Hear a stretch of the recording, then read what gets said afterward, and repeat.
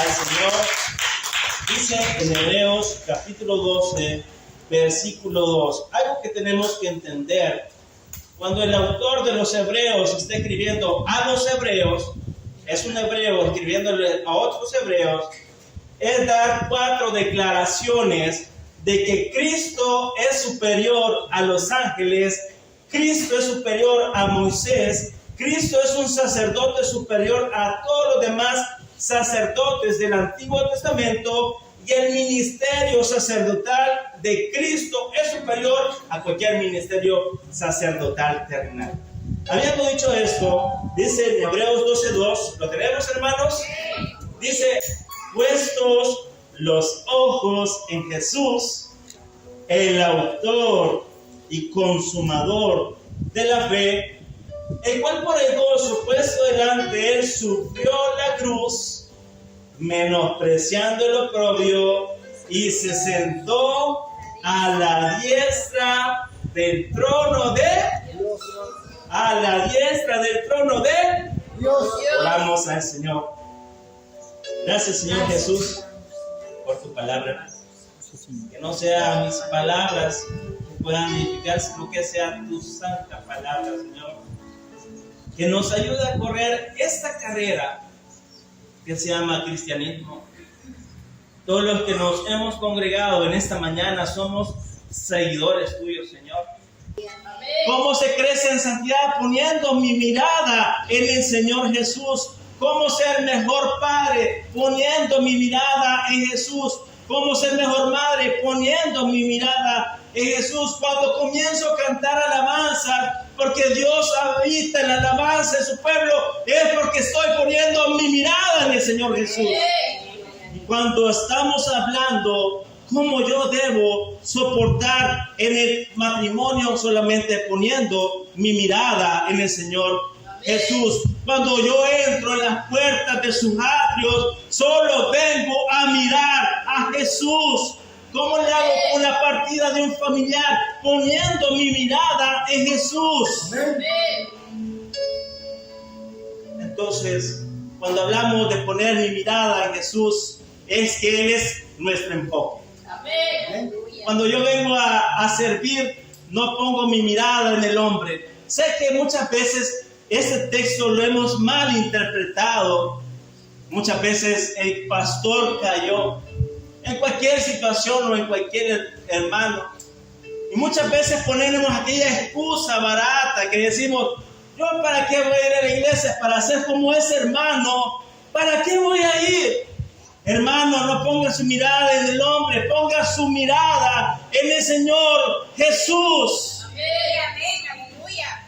Y muchas veces decimos, bueno, si el pastor cayó, yo también me puedo ir de trampolín. Grave error.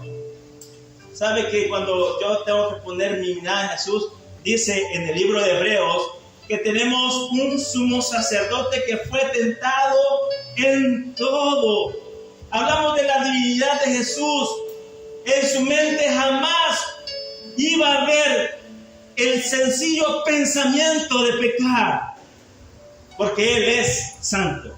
Dios es santo. Dios es 3 veces santo. Entonces Él debe ser nuestro enfoque, Él debe ser nuestra inspiración para seguir adelante, Él debe ser nuestro ejemplo. Él es mi ejemplo a seguir. Cuando hablo de poner mi mirada en Jesús, es desviar la mirada de todas las cosas de este mundo y poner mi mirada totalmente en Él. Debes apartar tu mirada de todas las cosas excepto de Jesús. Quiero que vea conmigo un texto que está en Hebreos 11:24. Voy a hablar de ejemplos. En el primer versículo de Hebreos 12:1 habla de una nube de testigos. Son aquellas personas que miraron a Jesús, al invisible, porque nosotros no andamos por vista, sino que andamos por fe. Cada paso que nosotros demos, lo demos por fe. Dice que este jueves el pastor Rodrigo comenzó a predicar. Muchos pueden decir, qué locura, pastor, comience poco a poco a recuperarse. Pero Él está dando un paso de fe. Porque sabemos que este año Dios lo va a levantar. Amén.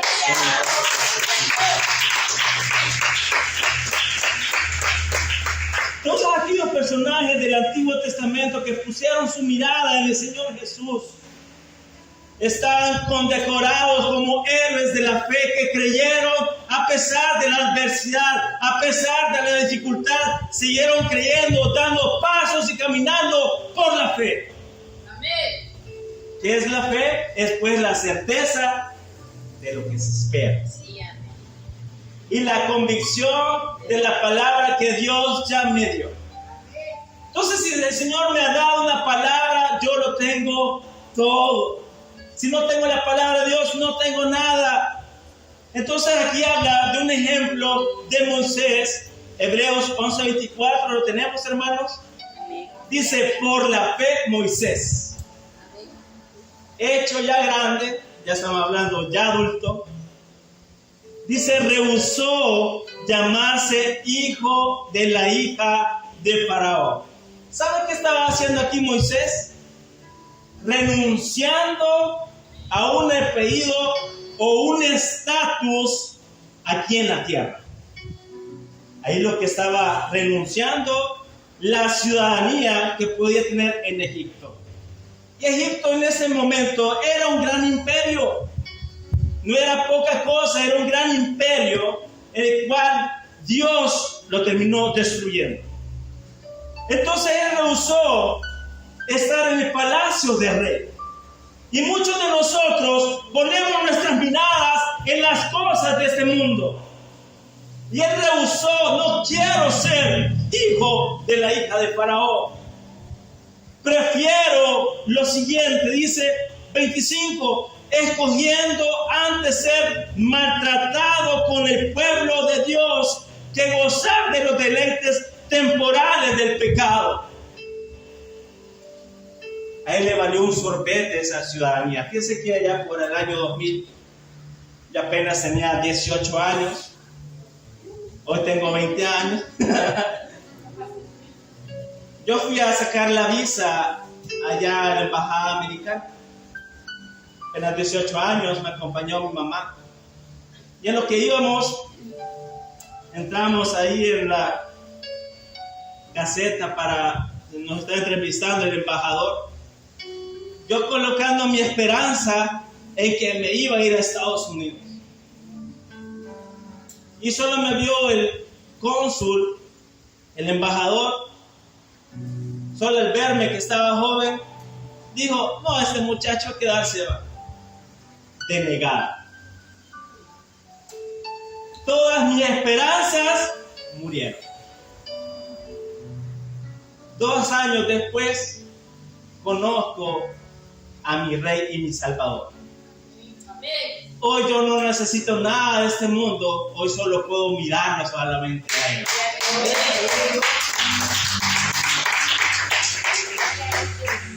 Bien, Moisés dice, escogiendo antes ser maltratado por el pueblo de Dios. ¿Qué es lo que usted escoge, hermano? ¿Prefiere lo que Moisés escogió, sufrir con sus hermanos en el pueblo de Egipto, porque estaban siendo maltratados, estaban siendo siervos de los egipcios? Y eso escogió Moisés, compartir ese sufrimiento con su pueblo. Eso escogió. No escogió el dinero, no escogió la fama, no escogió la fortuna, escogió ser siervo de Dios. Amén. Entonces, ¿qué escoge en la iglesia? Las cosas terrenales lastimosamente van a perecer. Los cielos y la tierra pasarán, pero mi palabra no pasará. Amén. Dice, escogiendo de ser maltratado con el pueblo de Dios que gozar de los deleites temporales del pecado. Moisés dijo, no puedo pertenecer a aquel palacio del rey. No es con ellos con los que debo estar con mi pueblo Israel siendo maltratados, con ellos tengo que estar. Entonces decidió abandonar los deleites del pecado. Los deleites del pecado son sabrosos, pero su fin es amargo. Entonces, ¿cuánto me puede dar un deleite? ¿5 minutos? ¿10 minutos? Es mejor el buen nombre que las muchas riquezas, dice la palabra de Dios. Amén. Es que yo no tengo. Usted tiene a Cristo, y si tiene a Cristo lo tiene todo, hermano. Amén. No me viva con la cabeza agachada. Si usted tiene al Señor, tiene lo más hermoso en su vida, en su corazón, la salvación tan grande que el Señor depositó en su corazón. Amén. Gloria a Dios. Dice 26, teniendo por mayores riquezas el vituperio de Cristo. Si un hermano sufre, nosotros también sufrimos. Sí, amén.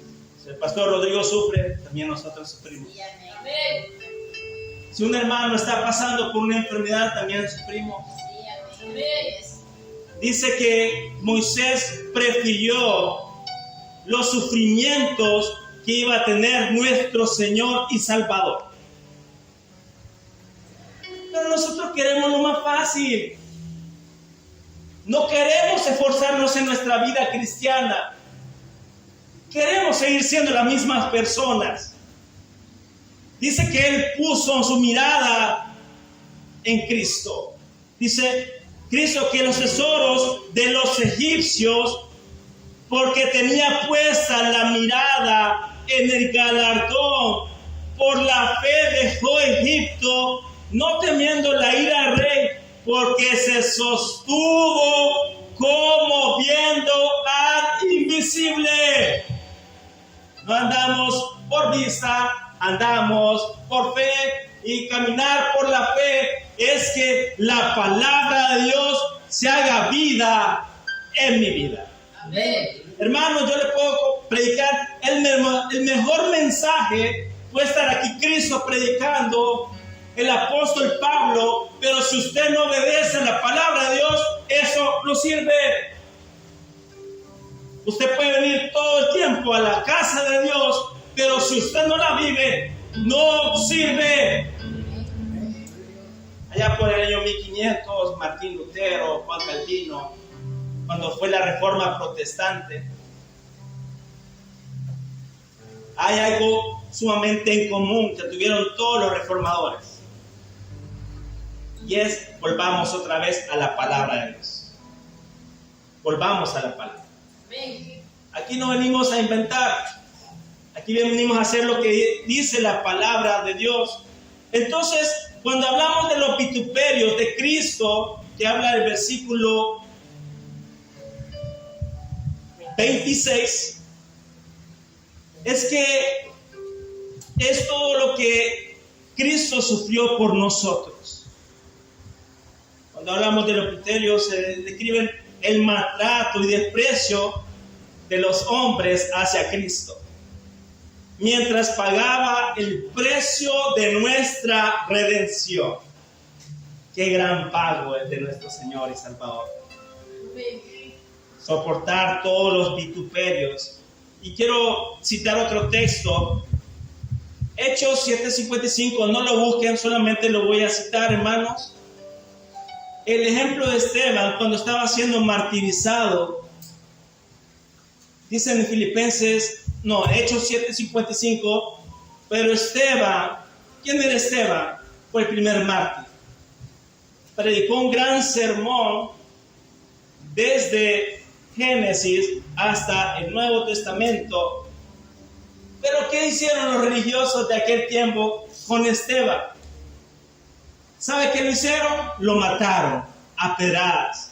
Pero dice en Hechos 7:55, dice: pero Esteban, lleno del Espíritu Santo, puestos los ojos en el cielo, vio la gloria de Dios y a Jesús que estaba a la diestra de Dios, y dijo: he aquí, veo los cielos abiertos y al Hijo del Hombre que está sentado a la diestra de Dios. Cristo vive. Amén. hay otro significado, que cuando Esteban, siendo el Espíritu Santo, lo estaban apedreando en ese momento, que lo estaban ejecutando, dice que abrió los ojos, vio hacia el cielo y estaba el Señor Jesús sentado a la diestra de Dios. Estamos hablando del sitio de autoridad de Dios. Cuando hablamos que Él estaba sentado en el trono, dice que cuando vio al Señor Jesús, el Señor Jesús le estaba aplaudiendo, porque iba a recibir al primer mártir de la iglesia. Cuando nosotros hacemos las cosas para Dios, Él también te sigue aplaudiendo. Amén. En Hebreos 12:2 seguimos leyendo. Cuando decimos puestos los ojos en Jesús, es que nuestra mirada no tiene que estar puesta en las cosas de la tierra, no tiene que estar puesta en el hombre, aunque nosotros hemos sido llamados a ser ejemplo también. ¿Qué dijo el apóstol Pablo? Sed imitadores de mí, así como yo lo soy de Cristo. Mira lo que está diciendo el apóstol Pablo. Iguales. Entonces hablamos, cuando dice puestos los ojos en Jesús, el autor, cuando hablamos de la palabra autor, usted va a ver a una librería, algún libro que a usted le interese. ¿Y qué ve también cuando ve la pasta del libro? Muchas veces vemos el autor, de quién escribió ese libro, ¿verdad? Cuando hablamos de la palabra autor, es el que da origen a todas las cosas. Dice en Génesis 1:1, en el principio Dios creó los cielos y la tierra estaba desordenada y vacía. Dios con su palabra creó todas las cosas. Pero el autor de nuestra salvación se llama Jesús. Amén. Por eso le dice a los hebreos, pongan su mirada en Jesús. Él nos salvó. El creador de todas las cosas, el creador de nuestra salvación, el autor de nuestra fe. Dice en Juan 1:1, en el principio era el verbo. ¿Quién era el verbo? La palabra. ¿Quién es la palabra? Es Jesús. Amén. Todo lo que se citó en el Antiguo Testamento apunta a Cristo. Todo el Antiguo Testamento. En el principio era el verbo y el verbo era con Dios. ¿Quién es el verbo? La palabra es Jesús. Y el verbo era Dios. Es el principio con Dios. Todas las cosas sin Él, todas han sido hechas. Amén. Amén. Dice, todas las cosas por Él fueron hechas y sin Él nada, lo que ha sido hecho, fue hecho. Hebreos capítulo 2, versículo 10. Eso es sumamente importante. Cuando hablamos del autor de nuestra salvación, que es nuestro Señor, mire lo que pasó Cristo por nosotros. Es por eso tenemos que mirar solamente a Jesús. Dice en Hebreos 2:10. ¿Lo tenemos, hermanos? Amén. Dice, porque convenía aquel por cuya causa son todas las cosas y por quien todas las cosas subsisten. ¿Sabe? Si la tierra no se ha movido de su cauce, es porque Él la sigue teniendo de su mano. Todo lo que existe. Todas las cosas permanecen, es porque Él las ha creado. Y Él las tiene bajo el poder de su mano. Amén. Dice Hebreos 2:10, y por quien todas las cosas subsisten, que habiendo de llevar muchos hijos a la gloria, perfeccionarse por aflicciones. ¿A quién, hermanos? Al autor de nuestra salvación. Si a mí me dicen, ¿cómo le pusieras a la Biblia si tuviera un nombre? Yo le pusiera el libro de Jesús. De pasta a pasta se habla de Jesús. Entonces, por Él es que subsisten las cosas. Entonces hablamos, puesto los ojos en Jesús, el autor, y ahora hablamos el consumador de la fe. No tengan miedo, hermano, lo que pueda venir más adelante. Jesús dijo, en el mundo tendréis aflicción, pero confiad, yo he vencido al mundo. Amén. Y cuando hablamos del mundo, hablamos todo el sistema satánico que ha sido implementado aquí en la tierra. Todo lo que está aquí, dice que el rey de este mundo no es Dios, sino que es el diablo, según lo que dice en Primera de Juan. Este mundo no está sujeto, más que todo, está sujeto al diablo por la caída de Adán. Sabemos que este mundo no es de Dios, sino que el universo es de Dios. Pero este mundo en el que vivimos, continuamente estamos siendo tentados. Cada minuto, cada segundo, cada día, cada año, cada momento, el diablo no te va a dejar descansar hasta que descanses en el Señor. Hoy estamos el día domingo, que es el día de reposo para nosotros. Descansamos el Señor de toda la semana de lo que hemos estado haciendo. Pero cuando hablamos del consumador de la fe, la palabra que significa es el perfeccionador. Continuamente Dios está perfeccionando. Y este texto quiero que usted lo pueda buscar. El apóstol Pablo dijo que no lo había alcanzado. Él tuvo la humildad de decir, yo no soy perfecto, hermanos. Yo no soy santo, pero una cosa hago, prosigo a la meta. Hermano, si caí, vuelva a levantarse. Amén. Él te está perfeccionando continuamente. Dice en Proverbios 4:18, no lo busque, ya le voy a dar la receta. En Proverbios 4:18, cuando hablamos del perfeccionador, dice, mas la senda de los justos es como la luz de la aurora que va en aumento hasta que el día es perfecto. ¿Usted ha visto la luz de la aurora? ¿A qué horas amanece? 5:30 de la mañana, 6 de la mañana. Dice que la senda de los justos es como la luz de la aurora que va en aumento hasta que el día es perfecto.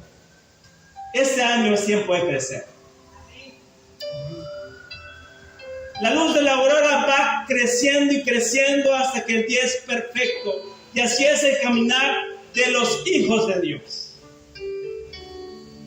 Si usted es un justo, es porque ha sido justificado por Cristo. Dice en Romanos 5:1, justificados pues por la fe tenemos paz para con Dios por medio de nuestro Señor Jesucristo. Él te hizo justo, entonces la vida tiene que ser progresiva en cambio. No ser como el mundo, sino ser como Cristo. Filipenses 1:6, hoy sí quiero que lo busque, hermanos. El apóstol Pablo, el gran apóstol Pablo, habla que no lo había alcanzado aún todavía. Sabemos que cuando comenzamos a caminar con el Señor, hay 3 santificaciones en nuestra vida. Esta es la inicial. Comenzamos a caminar con el Señor. Entonces, en ese caminar con el Señor te vas a caer. Vas a tener muchos errores. Si usted quiere hablar con alguien que tiene muchos errores y que es experto en errores, hable conmigo. Alguien que la ha regado múltiples veces, hable conmigo. Pero si usted nunca la ha regado, no hable conmigo.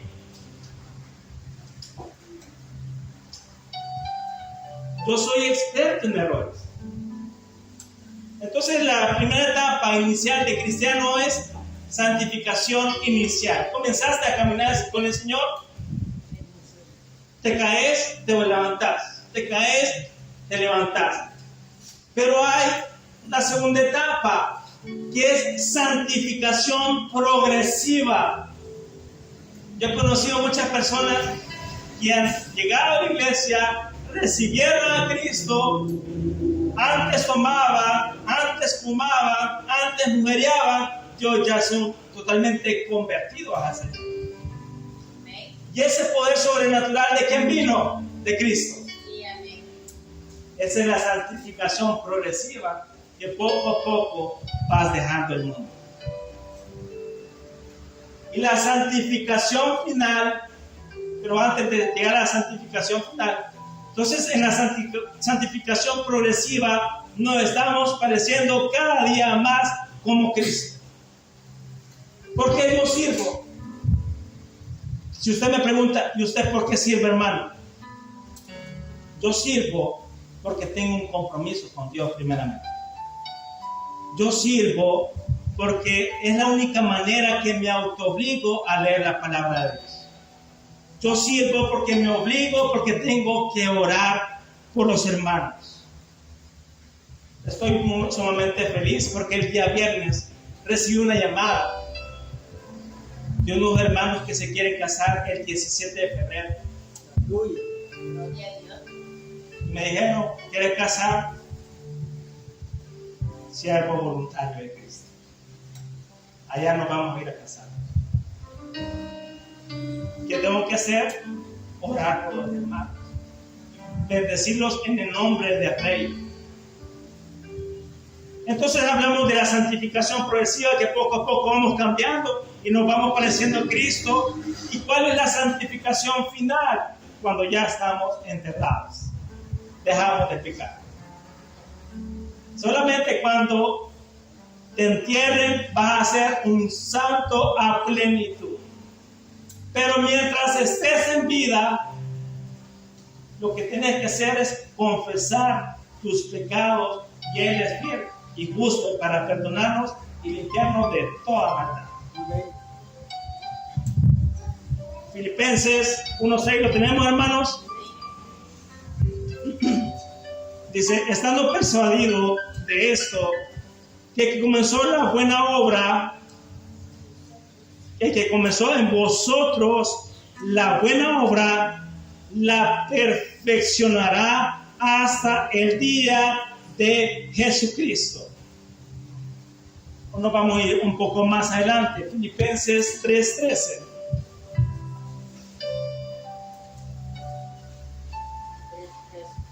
Filipenses 3:13. Mire, el apóstol Pablo no había alcanzado la meta. Y el apóstol Pablo, aquí cuando le dice eso a los filipenses, está poniéndose en humildad.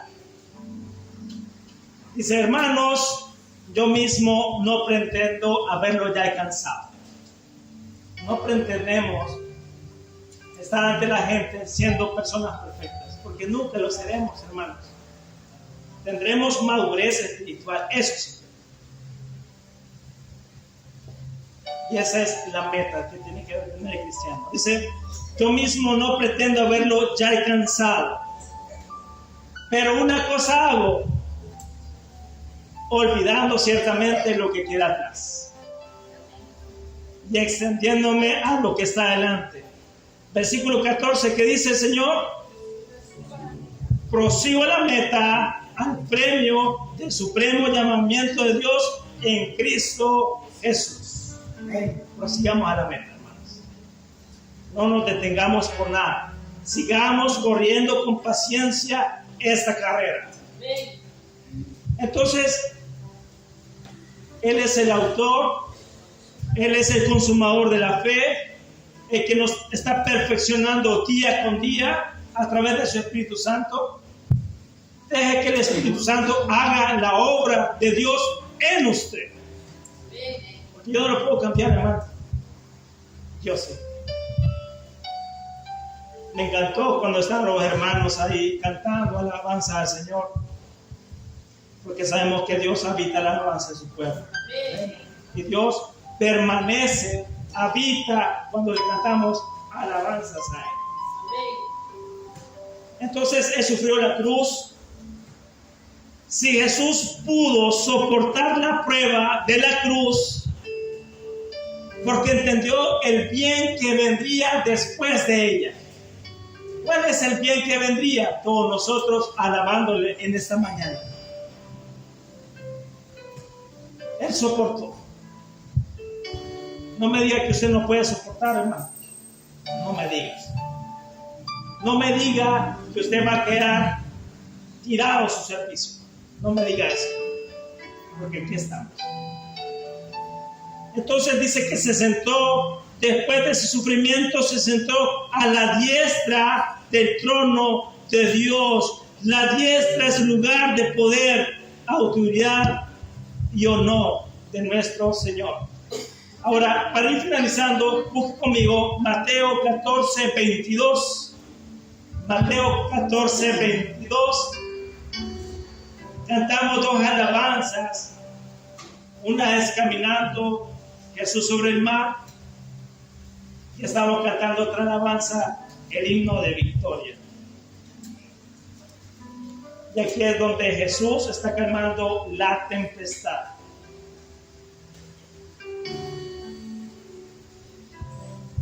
Mateo 14, 22, que dice el texto, Jesús anda sobre el mar. Dice el versículo 22, enseguida Jesús hizo a sus discípulos entrar en la barca e ir delante de él a la otra ribera. Entre tanto que él despedía a la multitud, Jesús hizo que se fueran los discípulos al mar, juntamente con la barca, ellos solos. Ellos ya habían sufrido una tempestad, ahora ellos solos iban a pasar la tempestad. Versículo 22. ¿Cuál era la preocupación del Señor Jesús? Mira el versículo 22. Despedir a la multitud, subió al monte a orar aparte. ¿Cuál es la preocupación del Señor Jesús? Orar. Tu preocupación más inminente debe ser orar. ¿Está alguno preocupado? Canta alabanzas. ¿Está alguno preocupado? Haga oración. Entonces Jesús no le interesaba estar con la multitud. A Jesús le importaba estar primeramente con el Padre. Los discípulos le preguntaron continuamente al Señor Jesús, enséñanos a orar. Y Jesús en Mateo 6:14 les dijo, y cuando ores, no seas como los hipócritas, porque ellos aman el orar en pie en las sinagogas y en las esquinas de las calles para ser vistos de los hombres. De cierto te digo que ya tienen su recompensa.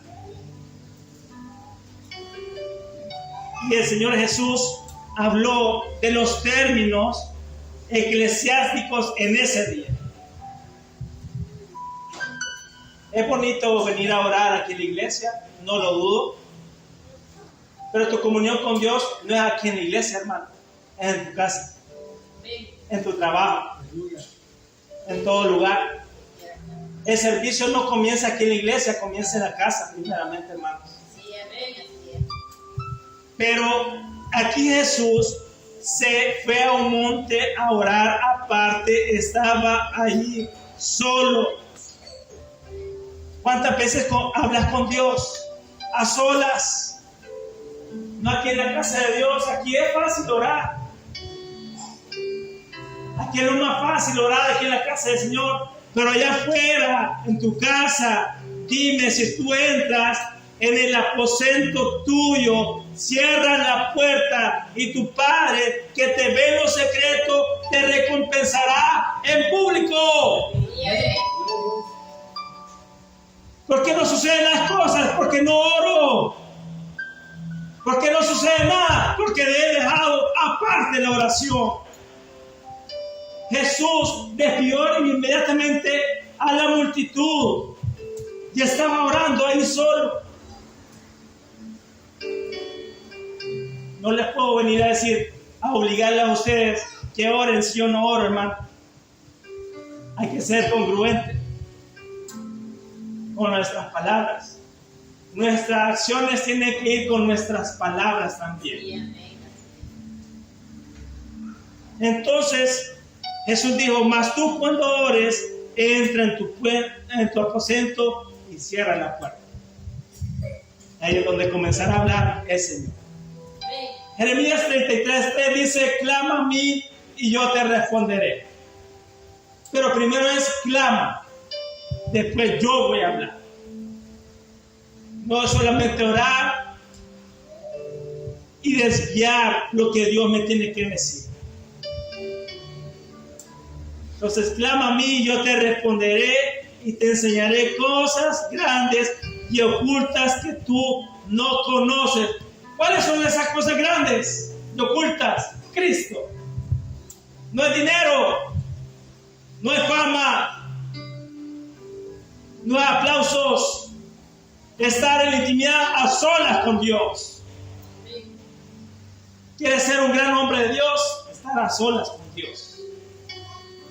A Jesús no le importaba la multitud. Y hoy que nos interesa la multitud, los aplausos, las fotos, las redes sociales. Pero hemos olvidado lo más importante, la oración. Entonces cierra la puerta, que nadie te vea.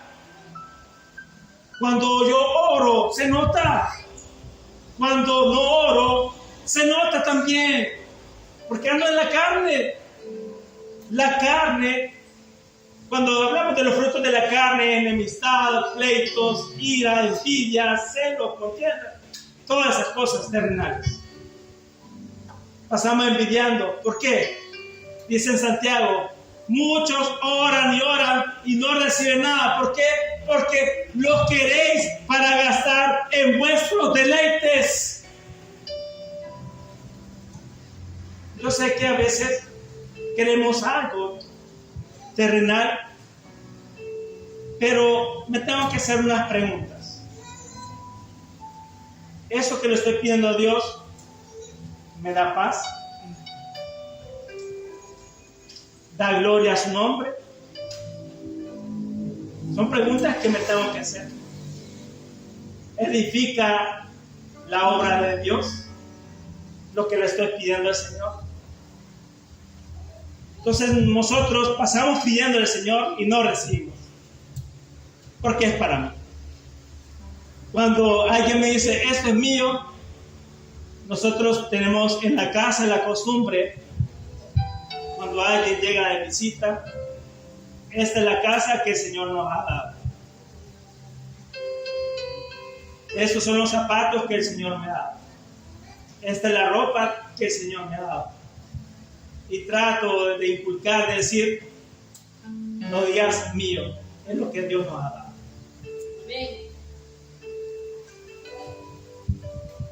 Entonces aquí dice, ora en tu Padre que está en secreto, y tu Padre que te ve en lo secreto te recompensará en público. Estamos en el texto donde está que había despedido a la multitud, subió al monte a orar aparte, y cuando llegó la noche estaba ahí solo.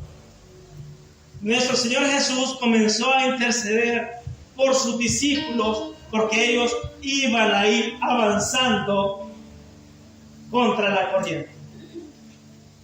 Mira el versículo que le sigue, Mateo 14:24. Y mire cómo es el cristianismo, hermanos.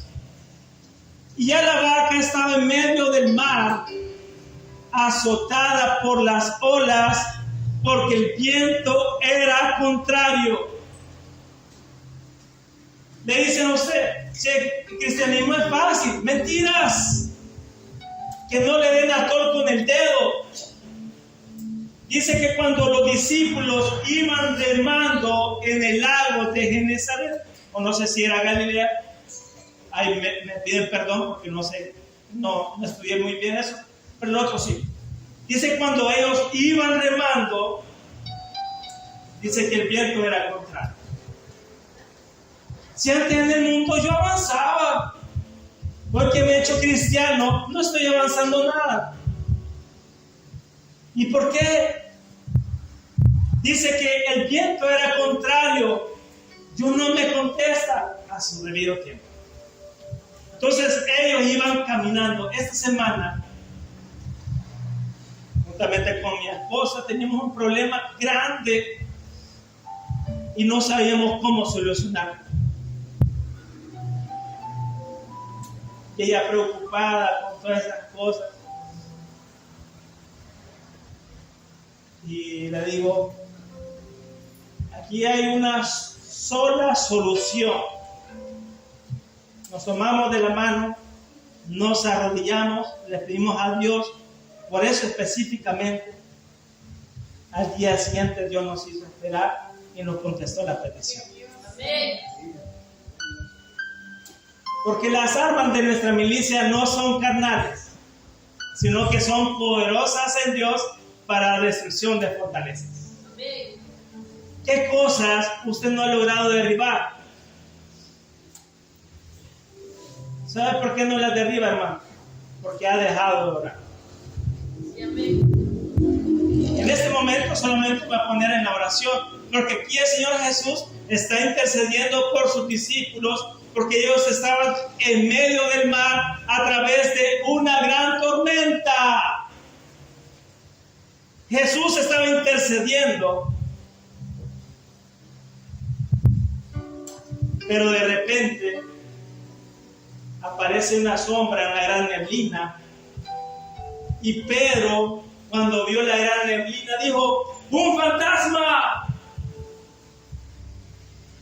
Pero era Jesús caminando sobre el mar. Amén. Caminando sobre la adversidad. Jesús venía caminando. Ahí no le tenía que preguntar el mar. Jesús no le tenía que preguntar: mar, ¿puedo caminar sobre ti? Jesús no le podía preguntar. Él es Dios. Amén. Él puede hacer cualquier cosa. Amén. Entonces venía caminando sobre el mar. Y uno de sus discípulos, que es de los más atrevidos, que se llama Pedro, le dice: Señor, si en verdad eres tú, Señor, haz que yo pueda caminar sobre las aguas. Tenían temor todos ellos. Tenían muchas dudas. Pero vino Pedro, se bajó de la barca. ¿Y sabe qué pasó? Que él, por medio de la palabra que dijo Jesús, comienza a caminar sobre las aguas. Caminando sobre la adversidad. Caminando sobre los problemas. Caminando sobre un mundo corrupto que vivimos. Caminando pese lo que pese. Pase lo que pase, caminando. Y a través de la palabra de Jesús que digo: ven, comienza a caminar. Pedro es el único mortal en la tierra que ha caminado sobre el mar, porque la Escritura lo declara. Él tuvo fe, pero había una tempestad, hermanos, y comienza a caminar sobre el mar. Pero dice Pedro, al dejar de mirar a Jesús y viendo la gran tormenta, ¿qué pasó, hermanos? Se cayó, porque dejó de poner su mirada en el autor y en el autor de nuestra salvación, de nuestra fe. Dejó de poner su mirada en el Señor Jesús. Y se comenzó a hundir. Dejó de caminar porque comenzó a ver la adversidad. No mira la adversidad, mira al Señor Jesús. Amén. Dante Gebel habla sobre eso. Dice que Dante Gebel va a ir al cielo y le va a preguntar a Pedro. Dice Dante Gebel que cuando llegue al cielo va a ir a preguntarle a Pedro, le va a decir: Pedro, te hago una pregunta. ¿Te volverías a bajar de la barca?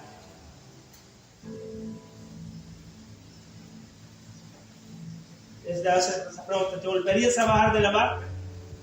Y Pedro, sin dudar alguna, sin tener ninguna duda, le diría: sí, me volvería a bajar de la barca, porque sé, si me hundo, tendré las manos del Señor Jesús y me va a volver a rescatar. Puedes caer en el camino, hermano, pero tienes las manos del Señor que te va a volver a levantar.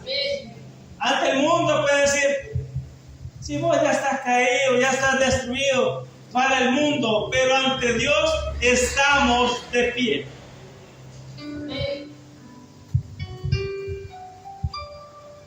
Ya la barca estaba en medio del mar, estaba por las olas, porque el viento era contrario. 25, más a la cuarta vigilia de noche vino Jesús andando sobre el mar. Él no le pidió permiso al mar, dice Colosenses 2:9, porque en él habita corporalmente toda la plenitud de la deidad. Versículo 27, enseguida Jesús le habló diciendo: tened ánimo, yo soy, no temáis. 28, entonces le respondió Pedro y dijo: Señor, si eres tú, manda que yo baje sobre ti a las aguas. Y comenzó a caminar. 29, y él dijo: ven. Y descendiendo Pedro de la barca, andaba sobre las aguas para ir a Jesús. Versículo 30, pero al ver el fuerte viento, tuvo miedo. No tenga miedo, hermano, no tema. Dice: y comenzando a hundirse, diciendo: Señor, sálvame. Al momento Jesús, extendiendo la mano, asió de él y dijo, y las mismas palabras que nos dice el Señor a nosotros en esta mañana: hombre de poca fe, ¿por qué dudas?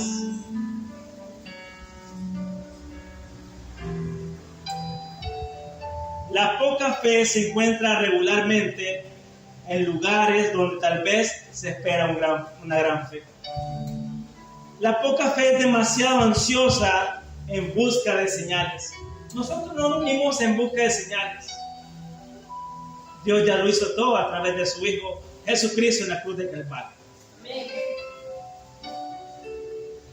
La poca fe es capaz de tener una opinión demasiado alta de su propio poder.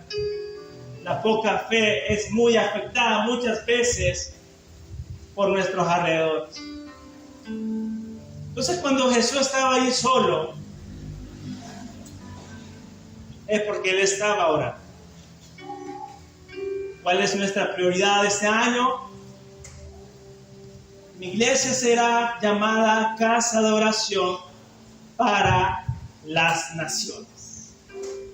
Dios nos bendiga en ese día. Démosle fuerte aplauso al Señor.